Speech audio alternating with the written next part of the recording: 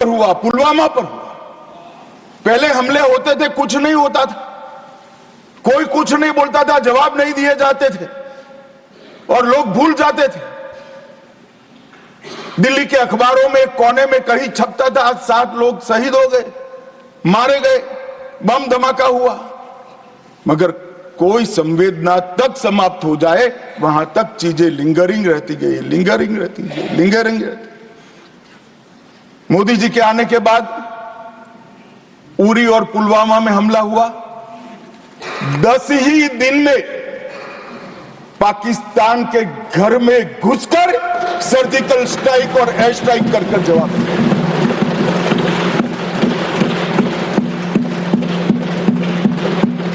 पूरे दुनिया में 2 ही देश ऐसे थे जो अपनी सीमा और सेना की सुरक्षा के लिए हमेशा सम्मान के साथ तत्पर रहते थे, इजराइल और अमेरिका। वो 2 देशों की सूची में मेरे महान भारत का नाम जोड़ने का काम नरेंद्र मोदी, और वहीं से शुरू हुई आतंकवाद के खिलाफ जीरो टॉलरेंस की नीति। मान्यवर, हम सब जानते हैं धारा 370 कश्मीर के अलगाववाद का मूल था। हम भी कभी अलग हो सकते हैं, तो ये भाव के बीच धारा 370 के अंदर डाले गए थे।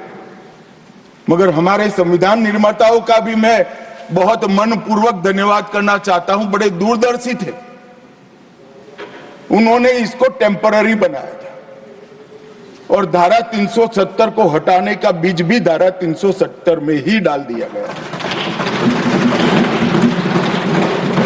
मगर राजनीतिक मजबूरी, वोट बैंक की पॉलिटिक्स,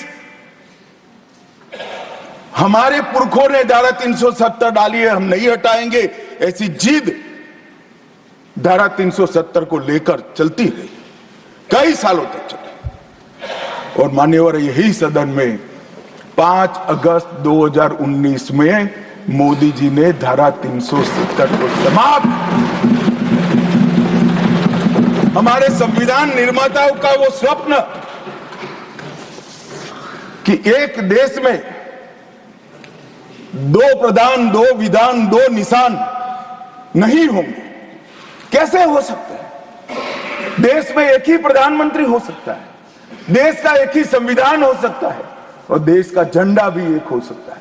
कैसे एक देश में 2 विधान, 2 प्रधान, 2 निशान हो सकते? मगर चलाए गए, सालों तक चलाए गए और 5 और 6 अगस्त 2019 को इस देश में एक विधान, एक प्रधान और एक निशान का नया दौर, और वहीं से शुरू हुआ कश्मीर को हमेशा के लिए भारत के साथ एकरूप करने की प्रक्रिया। सबसे पहले डोगरी, हिंदी और उर्दू को राज्य की भाषा का स्टेटस दिया गया। मान्यवर, भ्रष्टाचार रोकने के लिए कोई एंटी करप्शन ब्यूरो की वहां रचना ही नहीं थी, क्योंकि रोकना ही नहीं चाहते थे।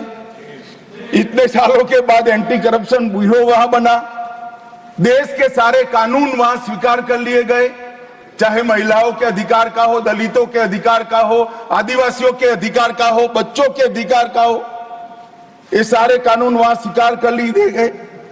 पठानकोट से एक नाका परमिट रखी गई थी, एक भाव खड़ा करने के लिए कि देश के हिस्से में आप नहीं जा रहे हो। पठानकोट की नाका परमिट को नरेंद्र मोदी जी ने समाप्त कर दिया और नया दौर शुरू हुआ, लोकतंत्र का, खुशहाली का, विकास का। आज ये कहते हैं क्या परिवर्तन आया है? मैं ध्यान से सुन रहा था, धैर्य न रहे ऐसे उकसाते थे, मगर मैं जवाब जरूर दूंगा। क्या परिवर्तन आया था? सुन लीजिए, 33 साल से आपके शासन में रात्रि के सिनेमा हॉल नहीं खुलते थे, सिनेमा हॉल ही नहीं खुलते थे हमारे शासन में वहां। 34 साल से मरहूम के जुलूस का, ताजिया का परमिशन नहीं था, हमारे समय में दिया गया। G20 की बैठक में दुनिया भर के डिप्लोमेट्स वहां शांति से गए, कश्मीर की संस्कृति, संगीत, खाना और कश्मीर की खूबसूरती को एंजॉय कर कर वो अपने अपने देश में वापिस गए। मान्यवर, इस देश में लाल चौक पर तिरंगा फहराने के लिए हम सब भी गए थे। प्रधानमंत्री और हमारे तत्कालीन राष्ट्रीय अध्यक्ष मुरली मनोहर जी के नेतृत्व में कन्याकुमारी से कश्मीर यात्रा निकली थी। यहां से बहुत सारे लोग उसमें होंगे। मुझे मालूम है मान्यवर, हमें परमिशन नहीं मिल रही थी लाल चौक जाने की। जब जीत किया गया कि हम जाएंगे, जो भी परिणाम आए, सेना की रक्षा में वहां जाना पड़ेगा और आनंद फानन में ध्वजवंदन कर कर वापस आना पड़ा। वो ही लाल चौक पर हर घर तिरंगा में, एक भी घर ऐसा नहीं था जहां तिरंगा नहीं। श्रीनगर में फॉर्मूला 4 कार रेसिंग हुआ, वही लाल चौक पर कृष्ण जन्माष्टमी का महोत्सव रंग चंग के साथ मनाया गया। मां शारदा देवी के मंदिर में दशकों के बाद दीपावली और सरस्वती पूजन हुआ। खीर भवानी का ज्येष्ठ अष्टमी का महोत्सव 22 साल के बाद मनाया गया। और मान्यवर, सिर्फ 370 हटने से क्या होगा ये पूछते थे।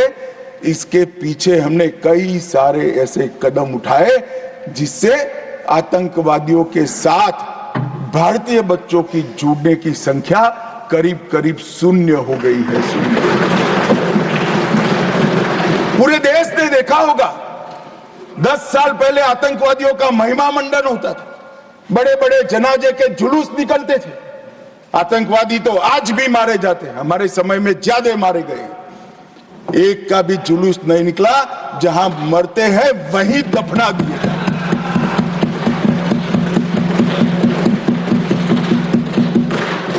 कोई आतंकवादी बन जाता था, उनके परिवारजन बड़े शौक से सरकारी नौकरी करते थे, तंत्र चलाते थे। हमने ढेर सारे आतंकवादियों के रिश्तेदारों को रूथलेसली सरकारी नौकरी से निकालने का काम किया और एक कठोर संदेश। बार काउंसिल में उनके समर्थक बैठे थे, केस नहीं कर सकते थे, हड़तालें हो जाती थी। जो समर्थक बैठे थे वो सभी या तो दिल्ली की जेल में है या श्रीनगर की जेल में है। मान्यवर, आतंकवाद और आतंकवादी दोनों के समर्थकों सरकारी रोजगार, पासपोर्ट देने में और गवर्नमेंट कॉन्ट्रैक्ट के लिए हमने बिल्कुल बैन कर दिया, हिम्मत के साथ किया और आज लोग नहीं जुड़ रहे। और इसका परिणाम क्या हुआ मान्यवर? ये कहते हैं क्या हुआ 370 से। मैं आज हिसाब देने आया हूं क्या हुआ 370 हटाने के बाद। 6 साल हो गए मान्यवर। 2004 और 14 दोनों के बीच में जो कुल घटनाएं थी टेररिज्म की, 7200 से 17 से घटकर 2242 तक। मैं 10 साल की कहता हूं, अंतिम 6 साल की नहीं कह रहा। मृत्यु टोटल जो था उसमें लगभग कुल मृत्यु में 70% की कमी आई। नागरिकों की मृत्यु में 81% और सिक्योरिटी फोर्सेस की मृत्यु में 50% की कमी आई है। मान्यवर, ये बताता है कि आतंकवाद कम हुआ है। 2010 से 14 में हर साल एवरेज ऑर्गेनाइज्ड स्टोन पेल्टिंग, पथराव 2654 के एवरेज से हुए। 24 में एक भी करने की किसी की हिम्मत नहीं। ऑर्गेनाइज्ड हड़ताल 132 हुई, आज किसी की हिम्मत नहीं है, एक भी हड़ताल नहीं होती। स्टोन पेल्टिंग में नागरिकों की मृत्यु 112 और जख्मी 6000 हुए।